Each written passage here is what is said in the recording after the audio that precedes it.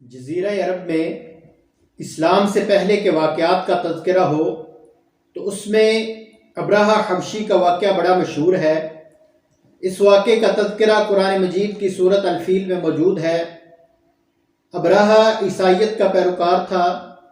اس کا تعلق حبشہ سے تھا، حبشہ جس کا موجودہ نام ایتھوپیا ہے۔ یہ نجاشی کی طرف سے یمن کا گورنر مقرر ہوا۔ یمن آ کر اسے پتہ چلا کہ عرب ہر سال حج بیت اللہ کے لیے دور دراز سے لمبے لمبے سفر کر کے مکہ پہنچتے ہیں، بیت اللہ شریف کا طواف کرتے ہیں، اس کی بڑی تعظیم و تکریم کرتے ہیں۔ یہ بات اسے پسند نہ آئی کہ حکومت اس کی ہو، رعایا اس کی ہو، اور اس کی رعایا اس کا دین چھوڑ کر کسی اور کے دین کی پیروی کرے، کسی دوسرے مذہب کے مقدس مقامات کی عزت و تکریم کرے۔ اس نے لوگوں کو حج بیت اللہ سے، بیت اللہ شریف کی تعظیم سے روکنے کی کوشش کی لیکن نہ روک سکا۔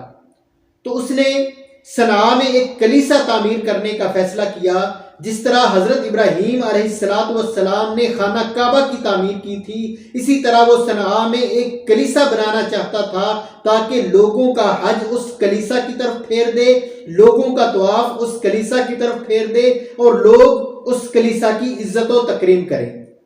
لیکن احمق یہ نہیں جانتا تھا کہ کعبہ کوئی عام گھر نہیں، کعبہ کوئی عام عمارت نہیں، کعبہ کوئی عام عبادت گاہ نہیں، بلکہ یہ وہ عمارت ہے جسے حضرت ابراہیم علیہ السلام نے اللہ کے حکم سے تعمیر کیا، اور یہ دنیا میں پہلا گھر ہے جسے اللہ تبارک و تعالیٰ کی عبادت کے لیے تعمیر کیا گیا۔ ادھر ابرہہ نے بیت اللہ شریف کے مقابلے میں کنیسہ تعمیر کروایا، بہت بڑی بلڈنگ تعمیر کی، ملکہ بلقیس کے محل سے نایاب پتھر منگوا کر اس میں نصب کیا اور اس کنیسہ کا نام الکولیس رکھا۔ تعمیر کے بعد نجاشی کی طرف پیغام بھیجا کہ اے بادشاہ، میں نے تمہارے لیے ایسا کنیسہ بنوایا ہے کہ دنیا میں ایسی شاندار عمارت پہلے کبھی کسی نے تعمیر نہیں کی۔ اب ہم لوگوں کو اس کے حج کی دعوت دیں گے، اس کی زیارت کے لیے بلائیں گے، اور پھر عرب کے تمام قبائل کی طرف پیغام بھیجا کہ آئندہ حج بیت اللہ کا نہیں بلکہ الکولیس کا ہوگا۔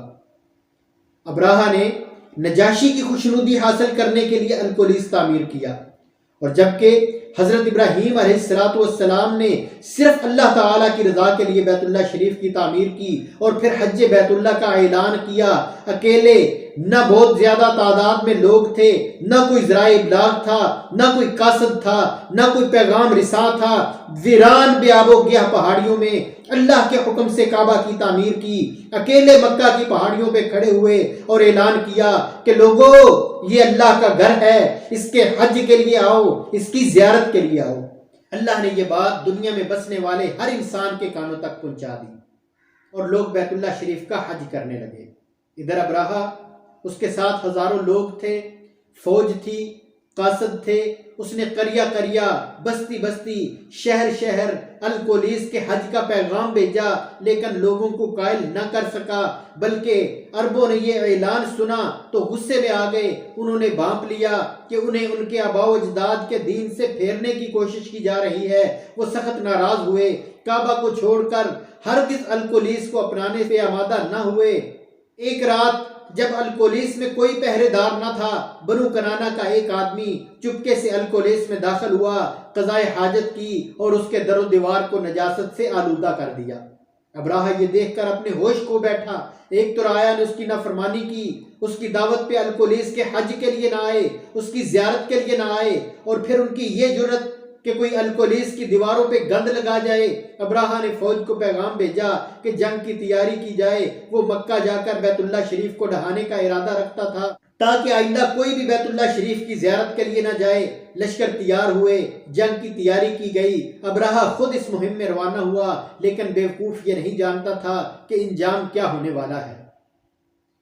کعبہ شریف کو منہدم کرنے کا ناپاک ارادہ لیے 60,000 فوجی لے کر یمن سے روانہ ہوا۔ آس پاس کے قبائلی سرداروں نے اس لشکر کا سنا تو وہ اس لشکر کا راستہ روکنے کے لیے اکٹھے ہوئے۔ ذو نفر نامی ایک شخص کی قیادت میں اس سے مقابلے کے لیے لشکر تیار کیا گیا۔ جنگ ہوئی اور اتنی بڑی فوج کے سامنے عربوں کی نہ چل سکی اور وہ شکست خوردہ ہو گئے۔ ذونفر شکست کھا کر گرفتار ہو گیا۔ ابراہا نے اسے مارنا چاہا تو ذونفر نے التجا کی کہ مجھے مت مارو، مجھے اپنے ساتھ لے چلو، ہو سکتا ہے میں تمہارے کسی کام آ جاؤں۔ ابراہا نے اس کی بات مان لی اور گرفتار کر کے اسے اپنے ساتھ رکھ لیا۔ اب اس کا لشکر مکہ کی جانب گامزن تھا۔ جب یہ لشکر ختم نامی جگہ پہ پہنچا تو نفیل خطعمی نے چند قبائل کو اکٹھا کیا، اس لشکر کا راستہ روکنے کی کوشش کی۔ عربوں میں کوئی بھی یہ نہیں چاہتا تھا کہ یہ لوگ بیت اللہ تک پہنچیں، لیکن ان سے مقابلہ کرنے کی طاقت کسی میں نہیں تھی۔ نفیل کو بھی شکست ہوئی، نفیل گرفتار ہو گیا۔ ابراہا نے اسے قتل کرنا چاہا تو نفیل نے بھی اس سے وہی مطالبہ کیا جو ذونفر نے کیا تھا۔ نفیل نے کہا مجھے مت مارو، میں مکہ کا راستہ جانتا ہوں، رہنمائی کے لیے مجھے اپنے ساتھ رکھ لو، اور یہاں آس پاس کے قبائل بھی مجھے جانتے ہیں، میں ساتھ رہوں گا تو وہ تمہارے فرما بردار اور تابع رہیں گے۔ ابراہا نے اسے بھی ساتھ لیا اور مکہ کی طرف چل پڑا۔ طائف میں بنو ثقیف کے پاس پہنچا تو بنو ثقیف نے بغیر کسی مزاحمت کے اس کی اطاعت کی۔ نہ صرف اس کی اطاعت کی بلکہ مکہ کا راستہ دکھانے کے لیے ابروغال نامی ایک شخص کو رہبر بنا کر ساتھ بھیج دیا۔ مکہ سے کچھ فاصلے پہ مغمس نامی مقام پہ پہنچے تو وہاں ابروغال پہ اللہ کا ایسا عذاب نازل ہوا کہ وہ وہیں ہلاک ہو گیا۔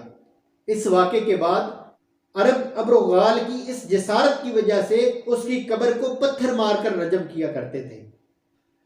مکہ کے نزدیک پہنچ کر ابراہا نے اسود بن مقصود کو مکہ کے حالات معلوم کرنے کے لیے مکہ روانہ کیا۔ اس کے ساتھ کچھ سپاہی بھی تھے۔ اسود مکہ پہنچا تو وہاں اہل مکہ کا کچھ مال سلب کر لیا، کچھ لوگوں کے جانور ہانک لیے۔ ان جانوروں میں 200 اونٹ نبی اکرم صلی اللہ علیہ وآلہ وسلم کے دادا عبد المطلب کے بھی تھے۔ اس زمانے میں خانہ کعبہ کے متولی اور مکہ کے سردار بھی آپ کے دادا عبد المطلب ہی تھے۔ مکہ کے تمام قبائل قریش، حذیل، کنانہ یہ سب مل کر اس لشکر کو روکنا چاہتے تھے، مگر ان سے مقابلے کی ہمت کسی میں نہیں تھی۔ اہل مکہ نے جب اس لشکر کی طاقت دیکھی، ہیبت دیکھی تو لڑنے کا ارادہ ترک کر دیا۔ ابراہا نے حناطہ حمیری کو قریش کی طرف پیغام دے کے بھیجا کہ میں تم سے لڑنا نہیں چاہتا، تمہارا خون بہانے میں مجھے کوئی دلچسپی نہیں، میں صرف بیت اللہ شریف کو گرانے آیا ہوں، تم میرا راستہ چھوڑ دو، میں تمہیں کچھ نہیں کہوں گا۔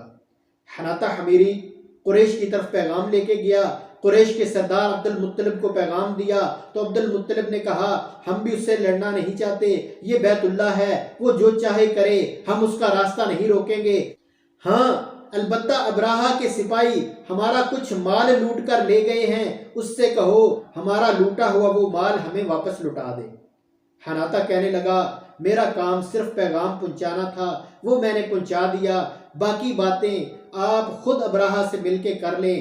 تو ابراہا سے بات کرنے کے لیے عبد المطلب اس کی طرف چل پڑے۔ وہاں پہنچ کر لشکر میں موجود لوگوں میں سے سب سے پہلے ان کی جس سے ملاقات ہوئی وہ ذونفر تھا۔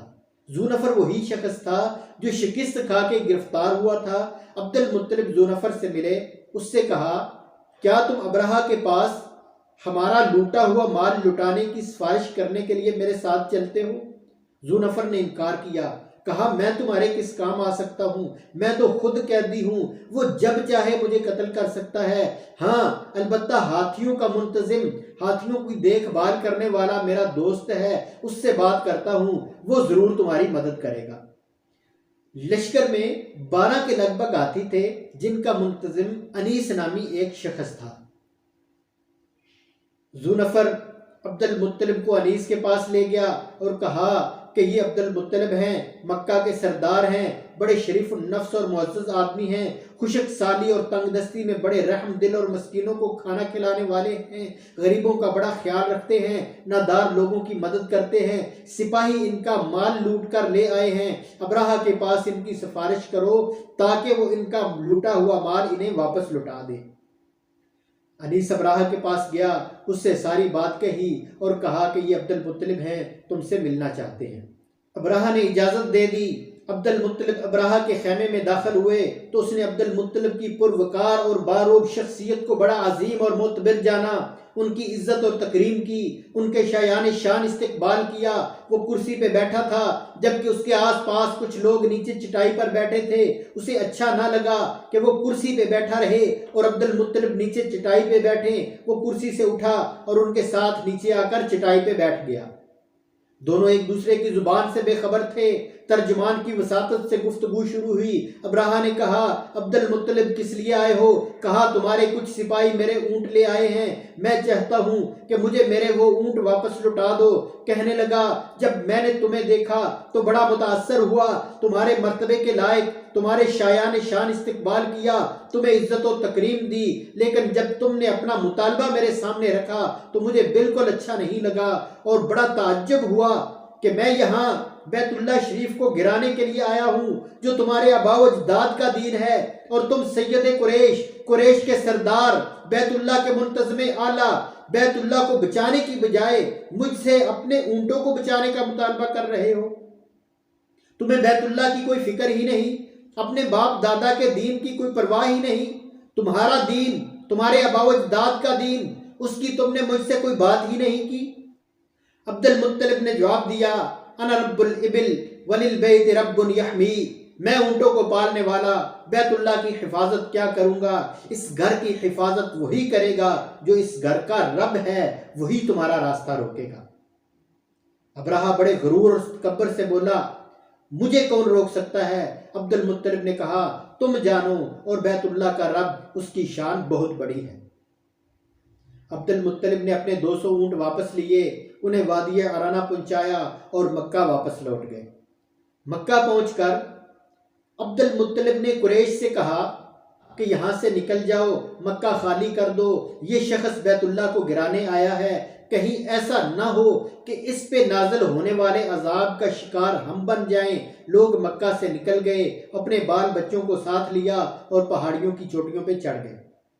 تب عبد المطلب بیت اللہ شریف کے حلقات کو پکڑ کر بیٹھ گئے اور دعا کرنے لگے، اللہم ان العبد یمنا رحالا فمنا رحالک لا یغلبن صلیبہم فمحالہم غدوا محالک وانصر علی آل الصلیب وعابدیہ اليوم آلک وَإِن تَرَكْتَهُمْ وَقِبْلَتَنَا فَأَمْرٌ مَا بَدَالَكَ، اے اللہ، بندے نے اپنی سواریوں کو بچا لیا، تو بھی اپنے مسافروں کی قیام گاہ کو بچا لے۔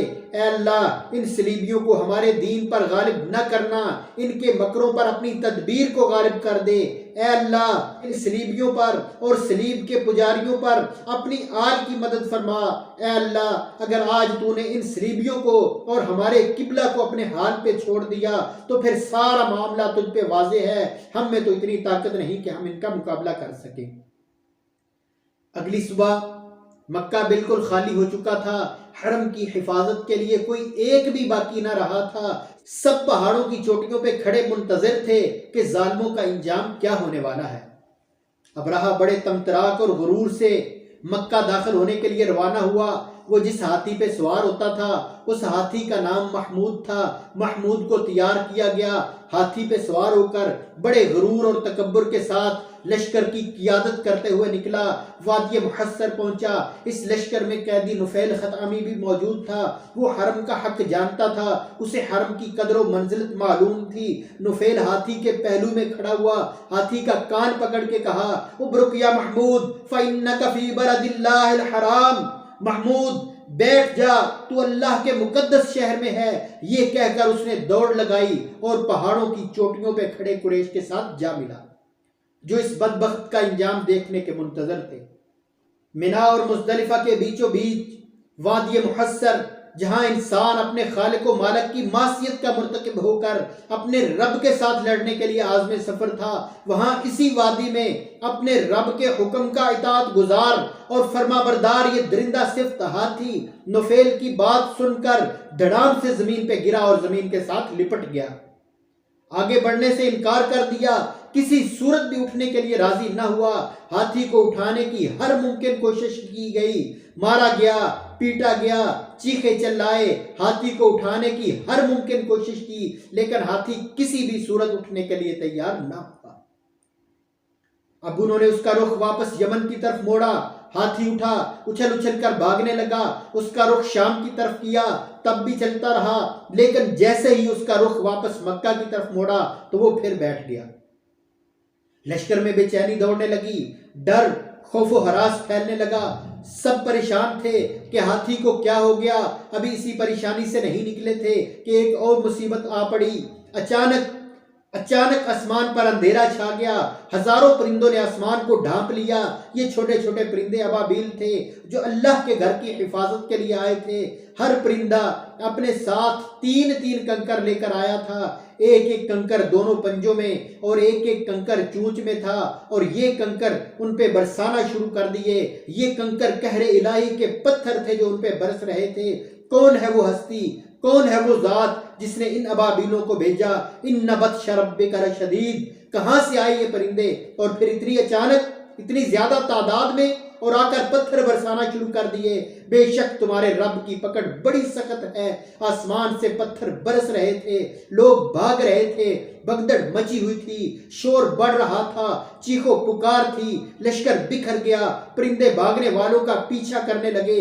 اہل مکہ پہاڑیوں پہ کھڑے یہ منظر دیکھ رہے تھے اور اپنی نجات کی دعائیں مانگ رہے تھے۔ ابرہہ بھی میدان سے بھاگا، مگر نہیں جانتا تھا کہ نجات کہاں ہے۔ کچھ مر گئے، قتل ہو گئے، کچھ بھاگ گئے۔ جس کو کنکر لگ جاتا جسم کے اعضاء جھڑنے لگتے۔ ابرہہ کو بھی بھاگتے بھاگتے کنکر لگے، رستے میں ہی تھا کہ اس کے اعضاء ایک ایک کر کے جھڑنے لگے اور بڑی تیزی سے وہ موت کے منہ میں چلا گیا۔